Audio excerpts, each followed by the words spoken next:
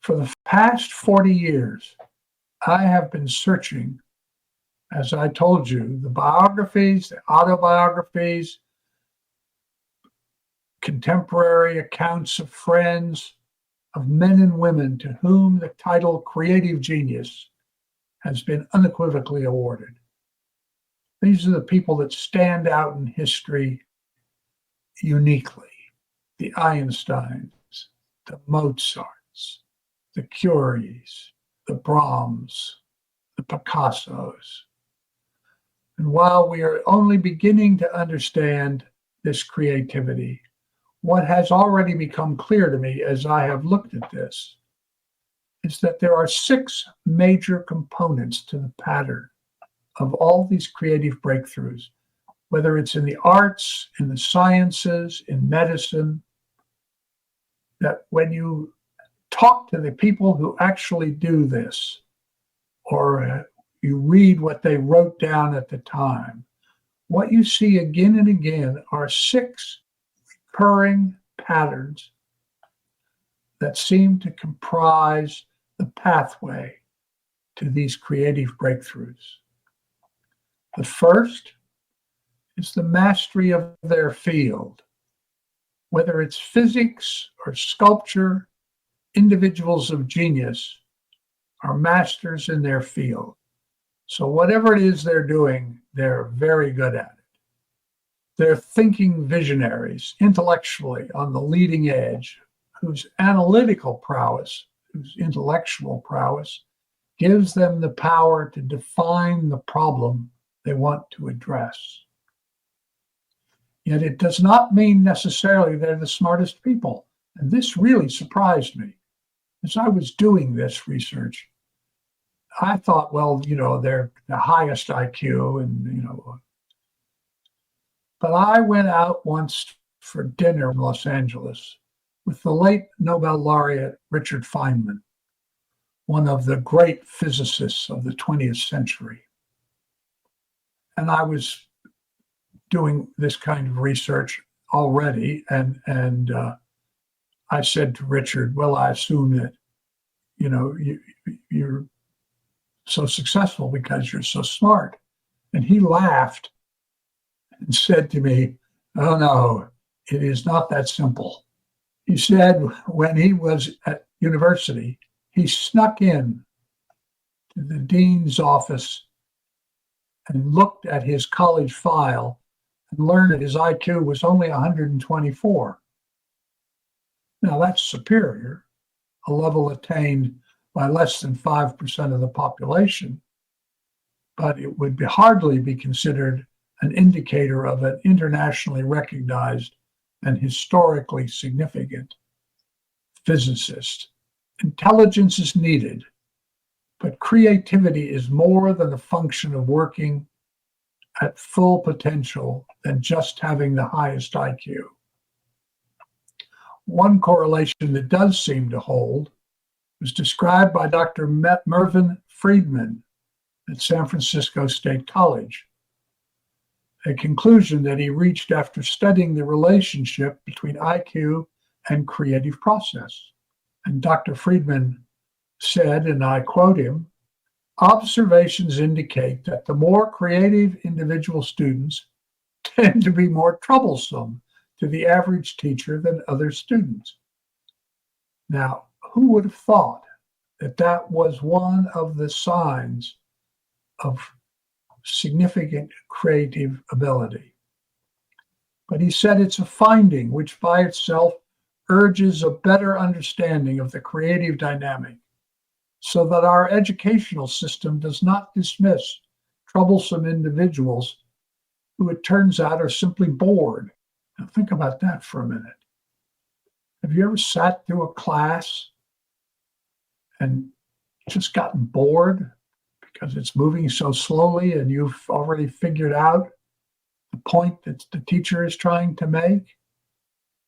Well, that makes a difference. And that tells us something about how we ought to be educating. Edward Land, the inventor of the Polaroid process, at the end of his career, re-examined the work of hundreds of scientists and engineers in his firm. And I came across this study, and I was surprised. He concluded that the most significant discoveries were made by some individual, this is a quote, by some individual who has freed himself from the way of thinking that is held by friends and associates who may be more intelligent, better educated, better disciplined, but who have not mastered the art of the fresh, clean look at old knowledge. Thomas Kuhn, perhaps the leading historian and philosopher of science in the 20th century, said almost the same thing. He pointed out that most scientists, what's important to them is that they be accepted by their peer group, that they not take on or say things which seem to be contradictory to what the peer group understands. And I can tell you from personal experience in my research into non-local consciousness that materialist scientists don't like to hear about it. They don't want to talk about it. And they don't like to read about it.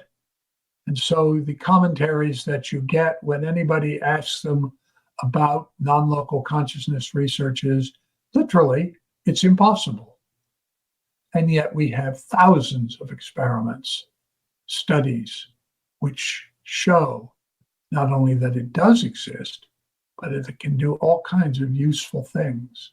So strong is this iconoclastic factor that it's become part of our folklore, in fact. It's part of the cultural stereotype about creative scientists. You know, we think of them as eccentric individuals who do odd things, dress strangely, whatever. And like all such myths, there's some truth in it. However, such an evaluation is too coarse to detect the central point. A considerable body of research exists suggesting that creativity is in some way a function of focus. That's what does come across, that people who have creative breakthroughs obtain a way of focusing. Now, this focus can be in several ways. Through neurosis, which I think is what causes the eccentric genius idea, so an obsessional focus, or through a dedicated, consciously assumed focus, as in meditation or any of the martial arts. Because as a culture, however, we don't provide effective and systematic training to achieve that kind of focus. And it's clear in my research that one of the things that we ought to be teaching in schools is meditation. How to attain intentioned, focused awareness.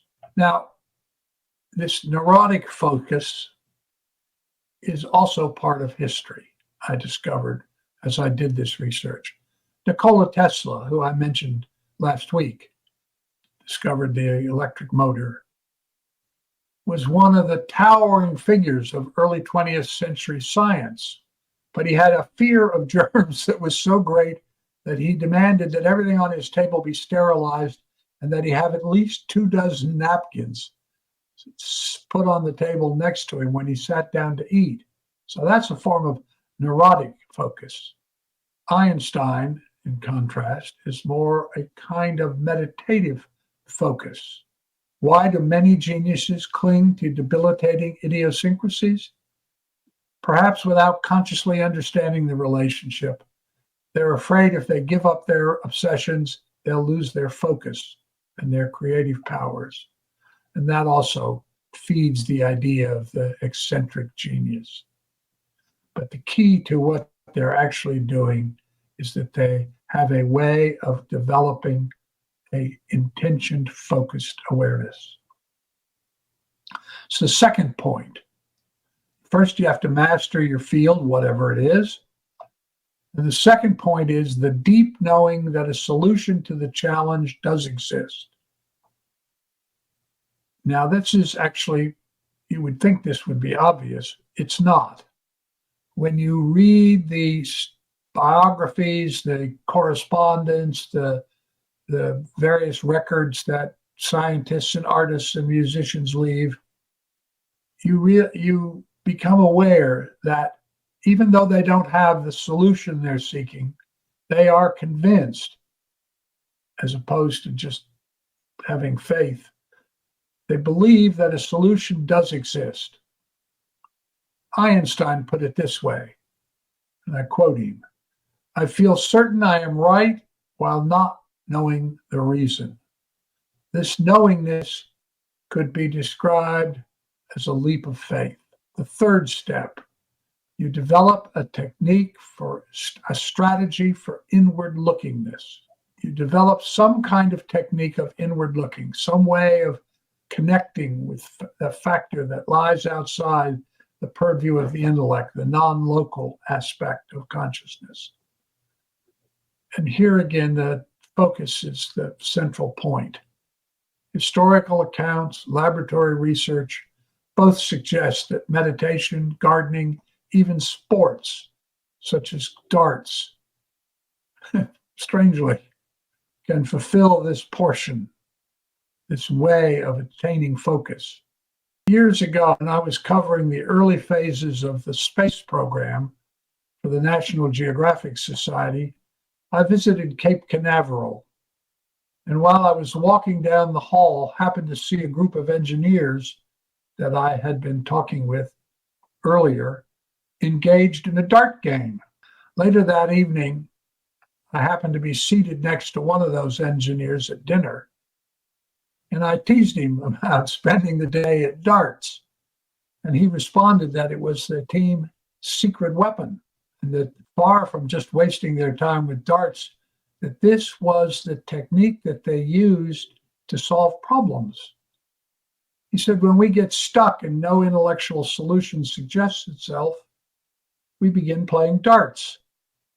And at first, the conversation's about trivial things, but after a while, someone is likely to offer a solution to the problem that we face.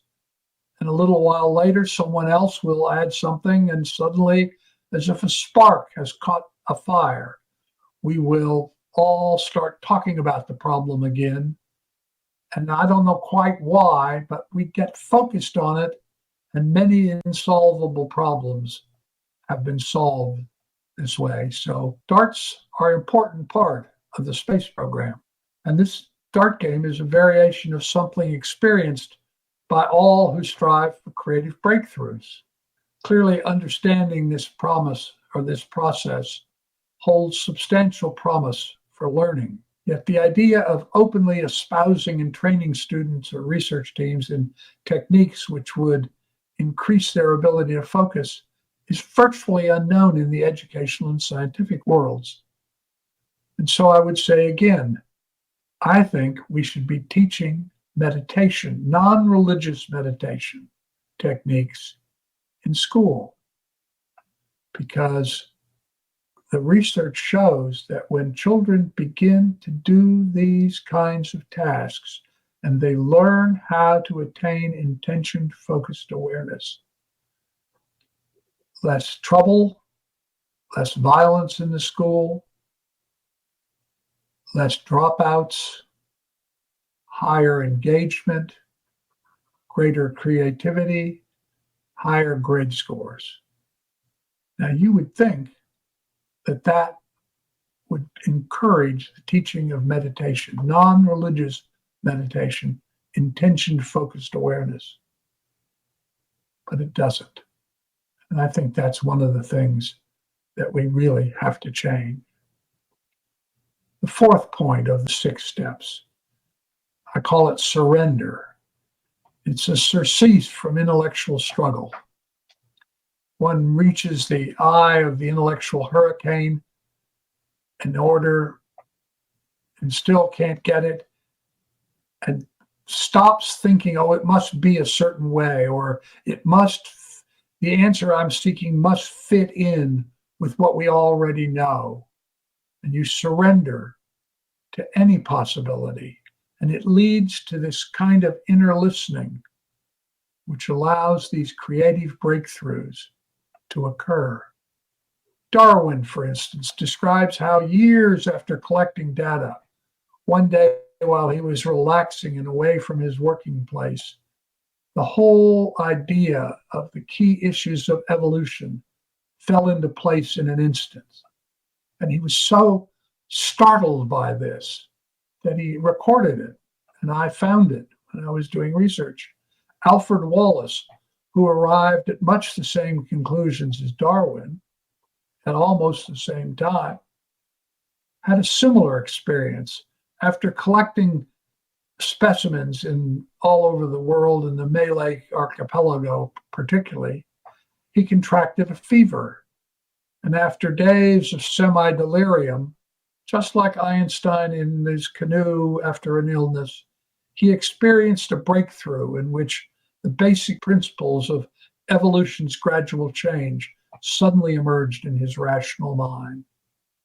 The French mathematician Jules-Henri Poincaré reported that on 2 occasions, major breakthroughs seemed to come from thin air, he said, quote unquote, once when he was walking across the street. Given the commitment to this, could we in fact develop training processes which would create the conditions for creative breakthroughs? And that's what I was saying. I think we can, and I think we must. Research, particularly since the mid-70s, suggests a sound scientific basis for approaching this process exists, and that meditation, which is normally associated with religion, but which is in fact a way of focusing consciousness.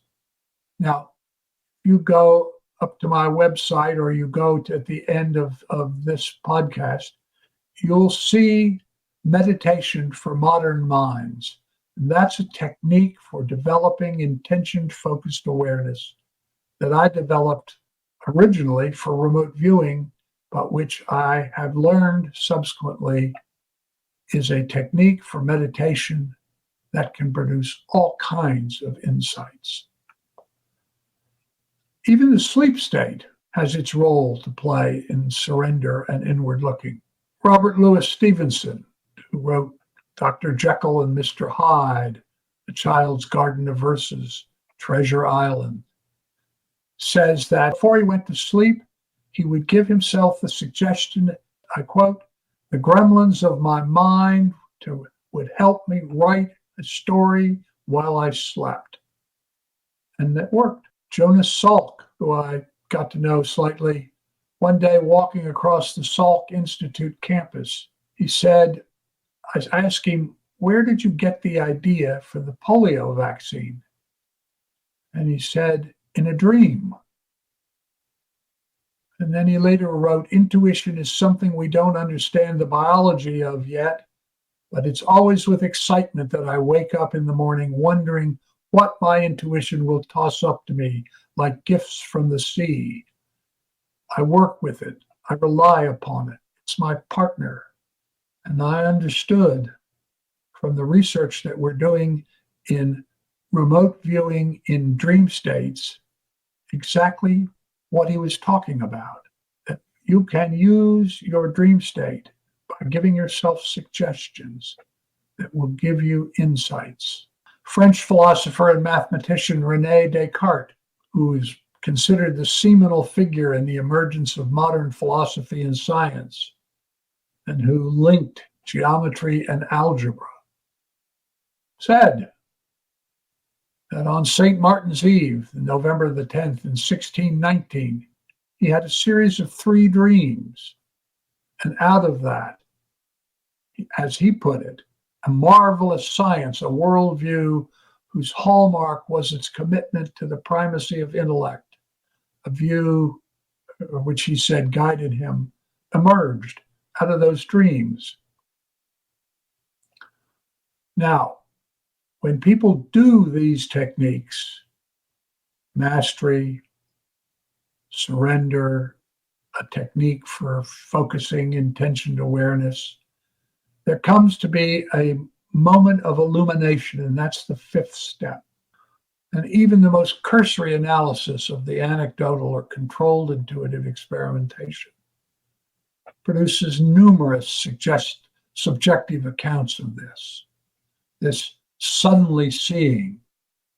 It's so powerful that I was at dinner in London with Arthur Koestler, the famous writer, and he coined the term holons, Holons, to deal with this sudden impouring of comprehension that Einstein and Beethoven and Brahms and Mozart all experienced.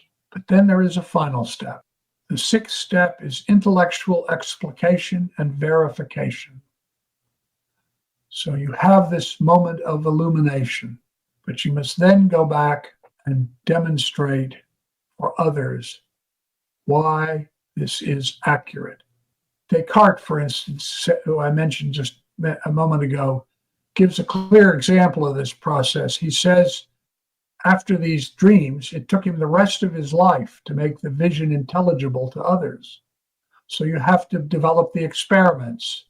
You have to develop the formulas. You have to develop the paintings, whatever it is you're working in. But what is clear is that these 6 steps describe a natural rhythm which will allow you, whoever you are, whatever you're doing, if you master these 6 steps, you develop the daily practice of meditation so that you can attain intention-focused awareness. You can produce creative breakthroughs, whatever it is you do. And I leave you with this thought, that this is very important to learn. And it's very important for us as a culture to teach. Because as AI develops and commands more and more information, we're going to come to a point where we are faced with artificial intelligence. Does artificial intelligence dominate our culture? Or does human creativity and insight dominate it? And we are just entering that path, as you can see and read in all this research and all the commentary that's going on about AI, whether it's doom or whether it's a great future. Which path is going to be taken? And I suggest to you that the path to take is that humans develop and as a culture cultivate creativity and insight and understanding. Thank you.